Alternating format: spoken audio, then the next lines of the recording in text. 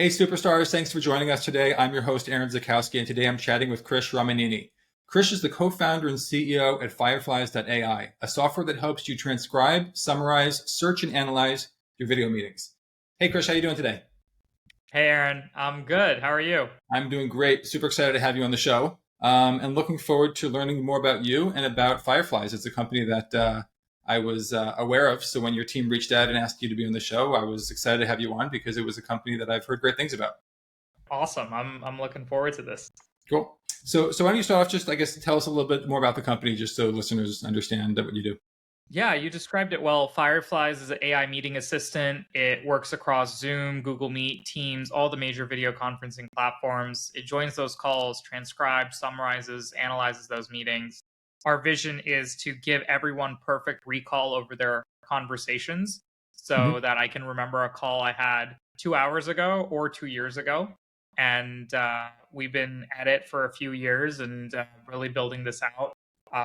We want Fireflies to really be that chief of staff, that assistant that follows you around and helps you remember everything so that you don't have to.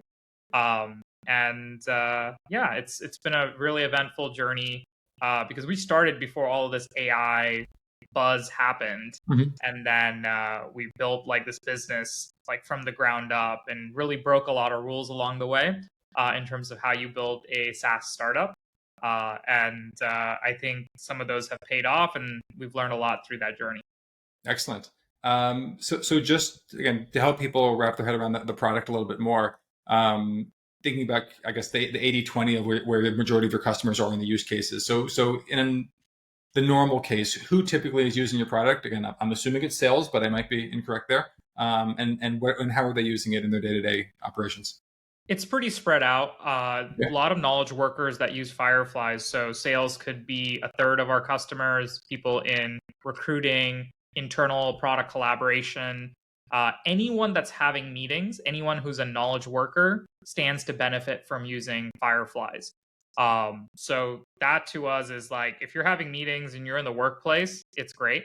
And we also recently released a mobile app, which allows you to transcribe in-person meetings. So that opens up a whole avenue of people that are maybe not in your traditional corporate office setting that could also leverage from Fireflies. That sounds super cool. Yeah. Sorry to cut you off. So how would that work? So if I'm having coffee, face to face with somebody, I put my phone down on the table and it's just kind of recording our conversation. Boom. And then it'll transcribe it, summarize it, create notes for you. One click, you can share it, save it. And we also have integration. So if you're in sales, like your meetings can be saved into Salesforce, all the notes automatically. It fills out your Salesforce. You can send the notes to Slack. You can push them to like Asana and create like tasks in Asana. So there's a lot of functionality there as well. Awesome. Love it. And before we kind of get into how you've grown the company and your whole story, I know you said you've done some non-traditional SaaS growth tactics. Give us a sense a little bit of where's the company now? Like, when did you launch the company, and kind of what level you're at now in terms of maybe approximate revenue numbers and headcount? Fireflies is launched in January 2020, just a few weeks before the pandemic. Wow. And I think timing-wise, it just so happened that after a few weeks, everyone went remote. Everyone wanted video conferencing tools. Before that, we had worked on several iterations, several different products, learned a lot through that journey. But really, the founding official launch of Fireflies is January 2020. Today, Fireflies has taken notes for over 10 million people across 200,000 organizations. If you are in the Fortune 500, at least 70 to 80% of Fortune 500, there are people that have gotten notes or invited Fireflies to those meetings. We've been scaling really quickly in terms of all of this growth. And we basically did this without spending any money on paid marketing. Wow. So that's a great segue into my next question, which is, how did you grow it so quickly in such a short period of time? For us, we wanted product-led growth to be the foundation. Like, there are some sales-led founders out there. There are other founders that do different tactics. We wanted product to be the beachhead like solution that you lead with.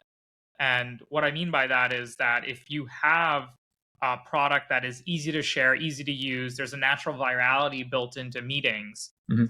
that starts to amplify. So everyone sees Fireflies on a meeting, then they ask, hey, what is this thing? And then they get the notes afterwards, and then they start signing up and start using it. So Mhm. viral loops and word of mouth and having happy customers that are able to help you evangelize it on, like, when someone just posts, even earlier this morning on Twitter, like, Fireflies has like been a game changer in my work life.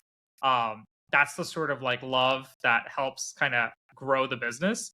There are some companies too, right? Like that don't have natural viral loops that just grew like wildfire. Chat GPT is one of the best examples. Yep. So I think the best marketing is customer marketing, and when they can be doing the evangelizing for you, it'll help you grow faster. So that was really the secret. Yeah, I mean, it sounds like the classic case of, Dropbox. In the early days, they just had, the virality of sharing, and I have seen Fireflies in many meetings, and you just kind of see it pop up there as the note taker, and it's made. I think that's probably actually how I found out about the company in the first place, is seeing that and then googling to say, like, what is that thing? So Yeah.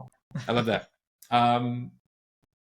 So beyond that natural product led, virality of the product, what else have you guys done? I think you mentioned earlier before some influencer marketing and other things you guys might have done.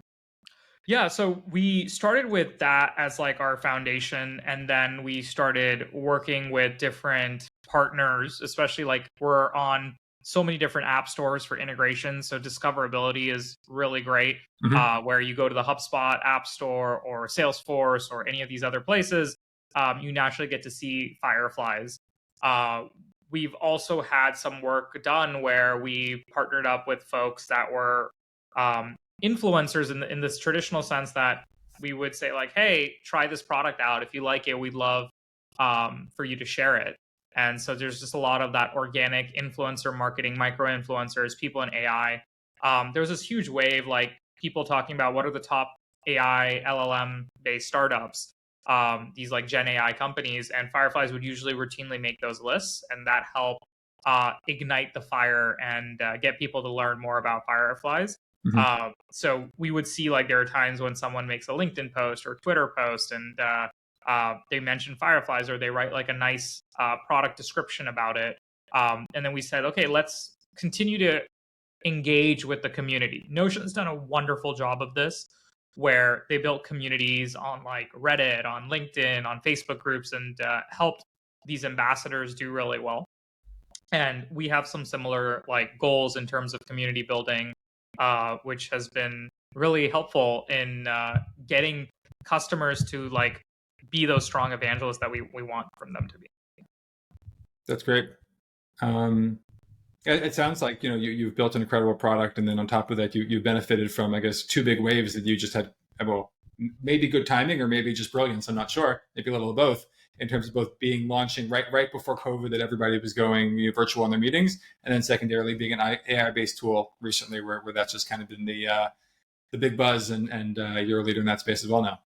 So Fireflies had definitely some of these waves. There are, I think, some core areas that make this technology even possible today. Mhm. One is the transcription became incredibly better. Like the cost went down, quality went up, and you could do it at scale. Before, if you wanted to transcribe a 1 hour meeting, you'd have to pay $1 per minute, so almost $60, right? Yep. With Fireflies, you are essentially getting 6 months of subscription with like that sort of price point now, and almost unlimited video conferencing calls that you can capture. The other powerful piece of that, so that was the enabler, right? Like, hey, Yep. it's transcription technology can actually be used.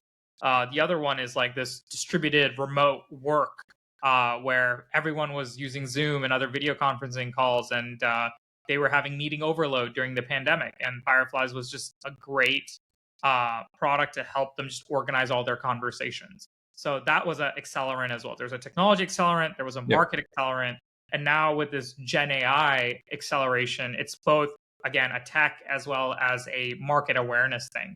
People realize like what Fireflies promised is actually being delivered thanks to these GPT functionality that makes the summaries incredibly accurate, where the AI can do very human-like things. And that just blows people out of the water that technology can do that. And that took a long time, and you had to have belief that the market and technology was going to be there.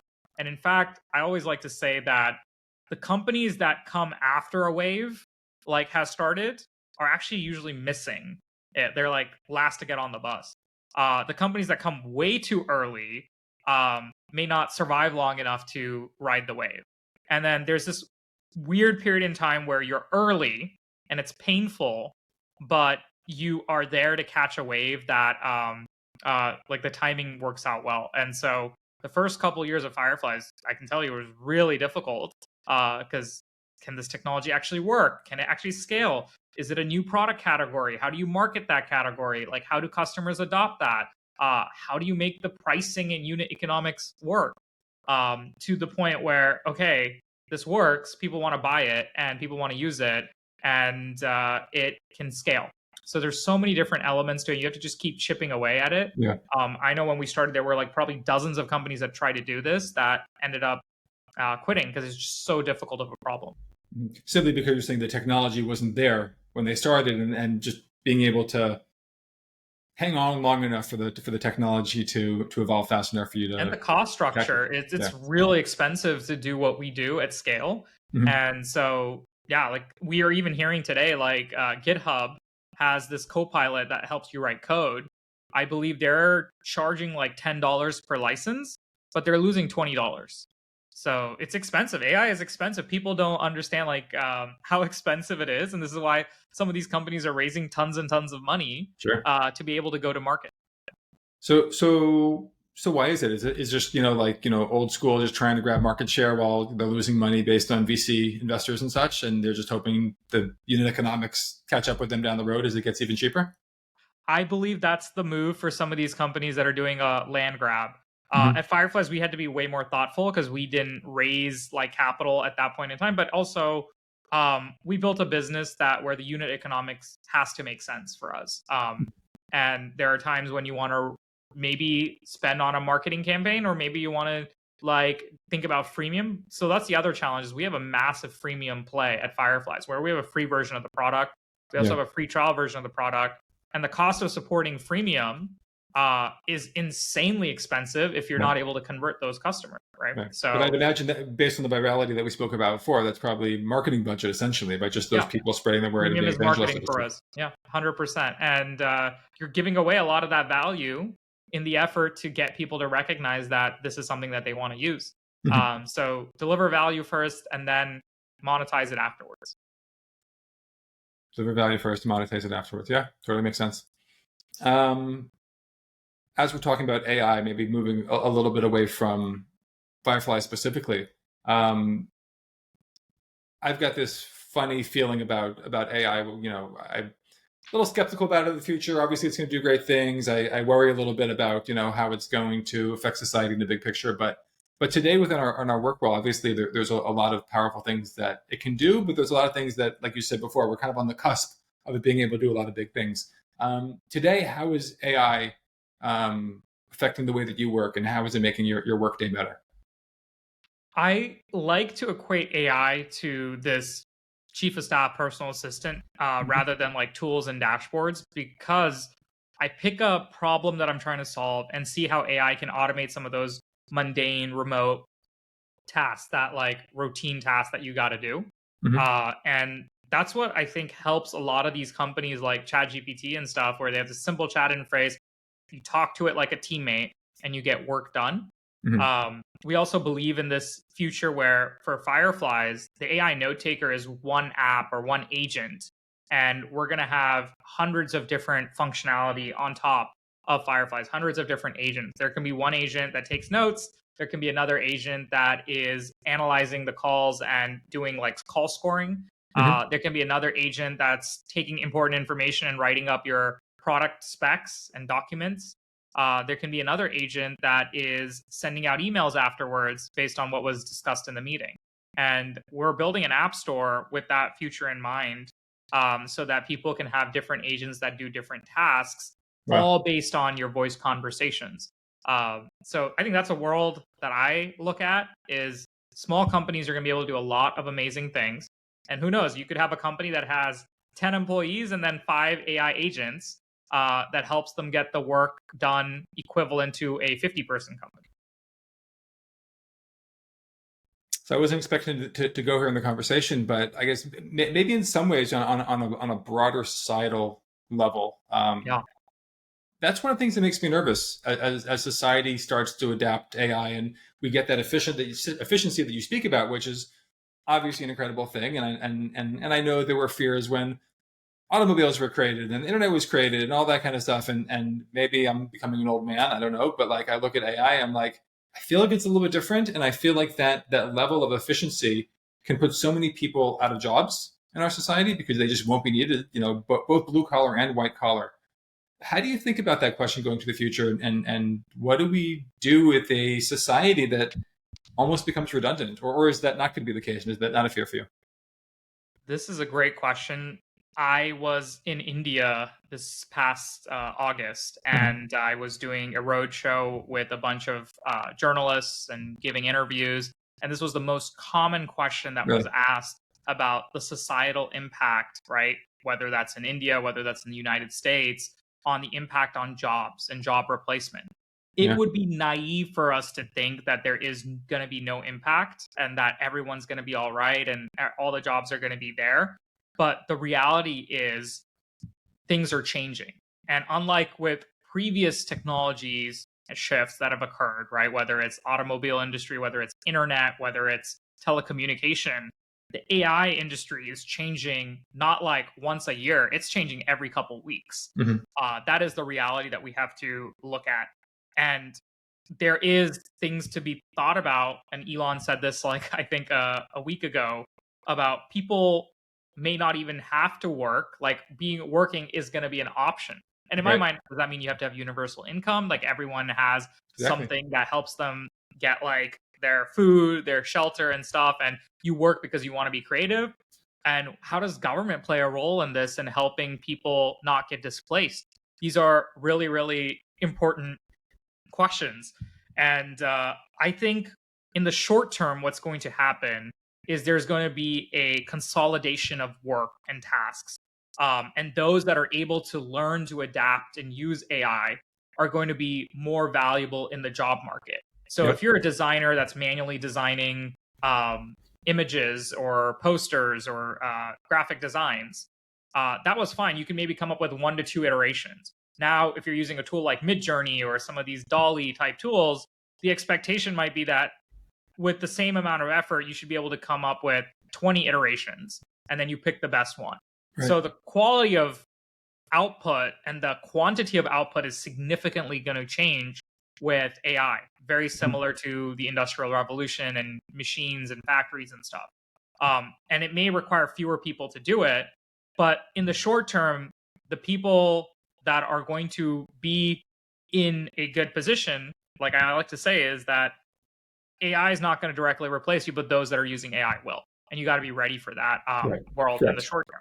In the long run, we have to think about the societal impact of, well, how do you train people? How do you get people upskilled so that they are able to use this stuff?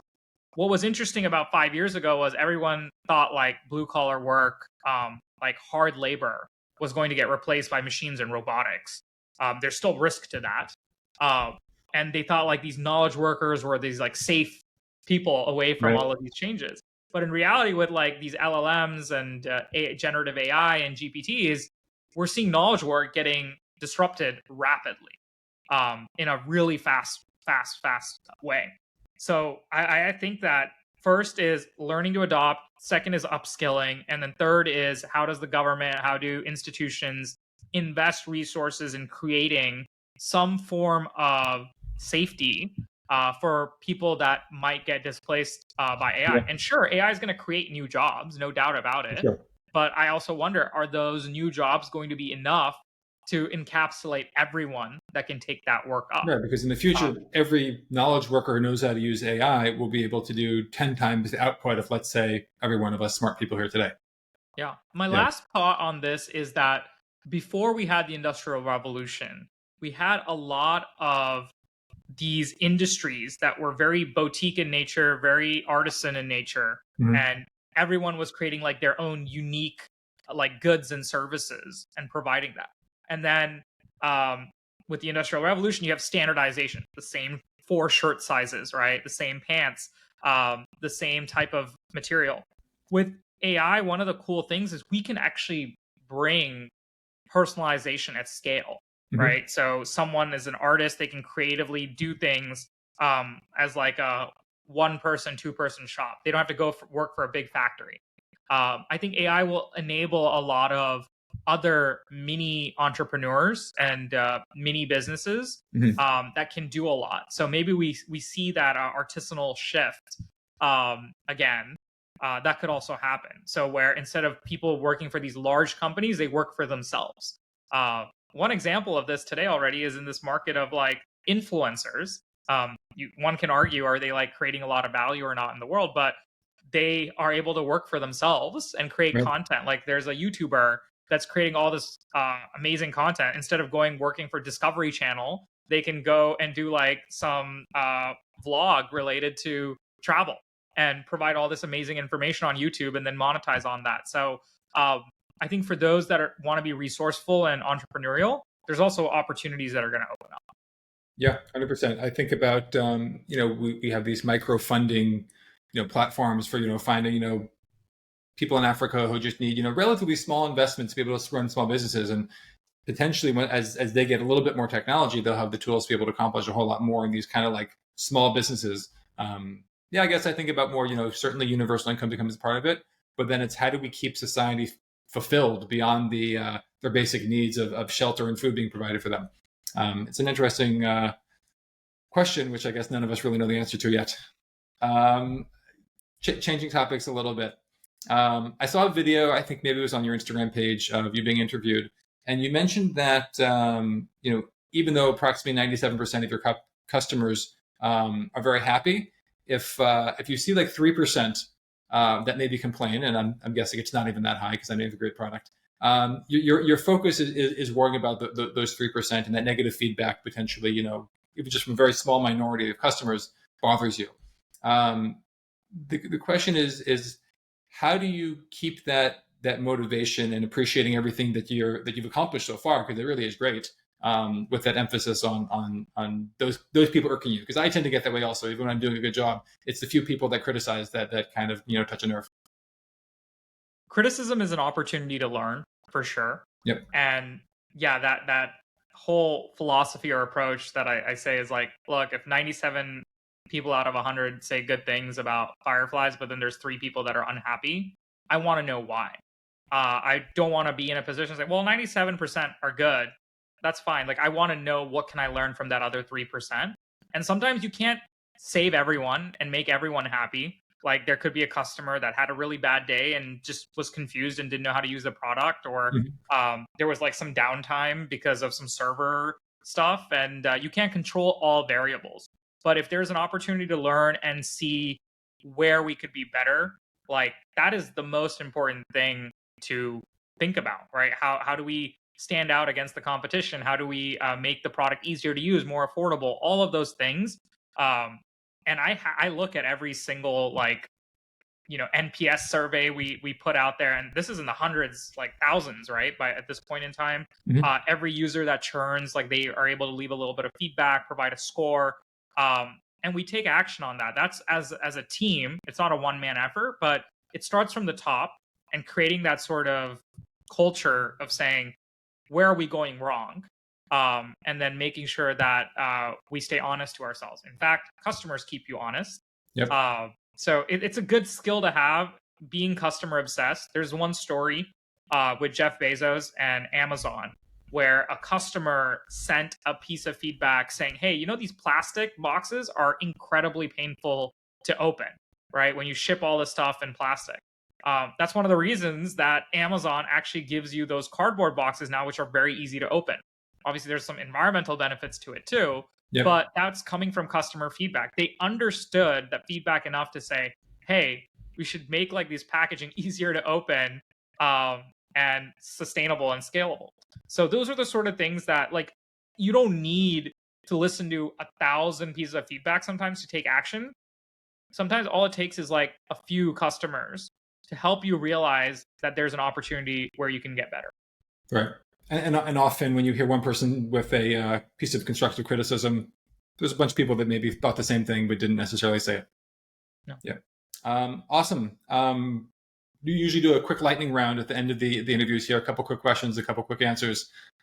First question I got for you is, what book would you recommend to our listeners? It could be a fiction book, business book.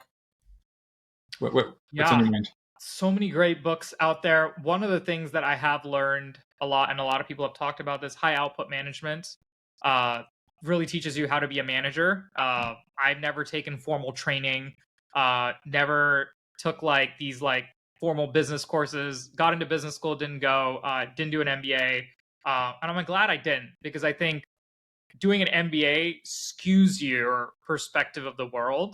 I don't necessarily think that you will be a good founder. You might be a good operator, but not a good founder. But high output management teaches you practical skills on how do you scale, how do you delegate, how do you think about systems, inputs, outputs, processes. I thought that book was really, really informative in thinking about like the world of business. Okay, excellent. And what's your favorite marketing or productivity tool right now, other than Fireflies? I'm a huge fan of Zapier. Okay. I'm a huge fan of all of these sort of workflow type tools that let you connect different things, no code, low code. I think that's just masterfully done, and what they've done in terms of the culture of the company and so forth. So I love Zapier, and I've also had a lot of fun working with tools like 11 Labs, which does voice cloning, and Midjourney. So our marketing team has been utilizing that as well, which has been really cool to see. Nice. And who is your favorite marketing or business leader that you're learning from these days? Oh, there are so many incredible folks in the SaaS industry specifically. I always have to say, like, Jason Lemkin has done a wonderful job of educating founders about how to think about building SaaS. And he has a lot of these things that have become now tribal knowledge inside an organization on how to scale from zero onwards, right? 0 to 1. It's really important to learn those sort of stuff. So yeah, huge respect for what he has said there. Jay Simmons, who was previously the president at Atlassian, his culture on building a self-service company. In fact, Atlassian as a whole have this wonderful culture around being transparent, and that's something that I like to do too. Where you go to Fireflies, you'll see exactly what the pricing is. You don't have to be forced to talk to a salesperson. You can sign up on your own. Whether you're a 2-person team or a 2,000-person team, you can help yourself. Yeah, I like that a lot. And finally, where can listeners go to learn more about you and to connect with you? Yeah, so Fireflies.ai, can sign up, start using it. There's a free version as well. LinkedIn, we're pretty active. Fireflies, Twitter as well. And yeah, personally for me, I'm posting content on LinkedIn, Twitter, and Instagram. So Krish Ramineni, it's the handle. And that's the same for across all those platforms. And then Fireflies.ai is the handle. Okay, fantastic. Well, Krish, thank you so much for joining us on the show. Learned a lot, really enjoyed chatting with you, and I'm sure our listeners will as well. Awesome. Thanks, Aaron.